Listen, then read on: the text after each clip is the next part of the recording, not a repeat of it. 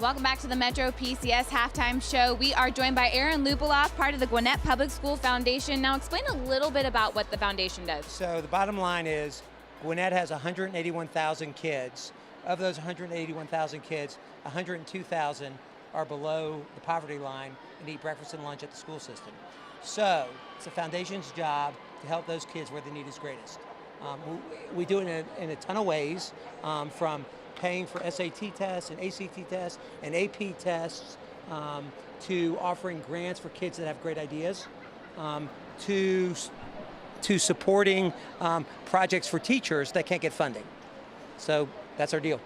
Well, how do you become a part of that? I mean, if you're someone that's listening to it or watching us right now, how can they be a part of it? How does it work? So it's real simple. You just got to call to get involved. We really don't turn around anybody just because of the need.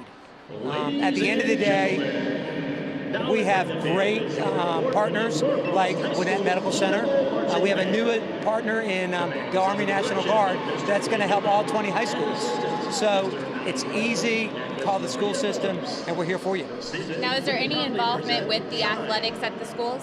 So at the end of the day, there's a lot of involvement with the athletics. This will be our 10th year for the Gwinnett County Sports Hall of Fame that inducts Gwinnett athletes, public or private school, and we raise close to $200,000, and that goes right back into those athletic programs that need it. Well, talk about a little bit about Gwinnett and, I mean, the success it's had in all sports. I mean, you guys, and it goes direct hand in hand with academics, because my kids go to North Gwinnett and North Gwinnett Middle, and just the academics are off the charts. So at the end of the day, if you don't have a B, you can't play. So Chuck, you're right. Right. Academics come first, and for these kids, it makes them want to do well in school, because otherwise they sit on the bench. And it doesn't really matter whether it's the band or student council or athletics. So if you want to be involved, you got to make grades first. Now, how does athletics, being in the band, how does that bring the community together? You know, at the end of the day there's 20 cluster schools. Each cluster has around 10,000 kids. So it's Friday Night Lights, it's basketball, it's the cluster supports the schools, and there's a whole lot of pride.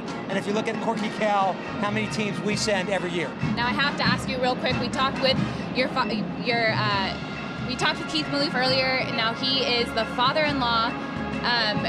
My daughter. Of your daughter, thank you. He is called Coachy, your granddaughter calls him Coachy, but what does the granddaughter call you? Papa. Papa, I like it. Big Pretty Papa. easy.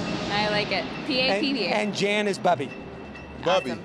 my wife. Okay, Bubby, Big Papa. I like it. I have a Bubby. There you go. Thank you so much for joining us. We will Thank now you so take a listen to the Norcross Y'all have a Band. great evening. Thanks for having me.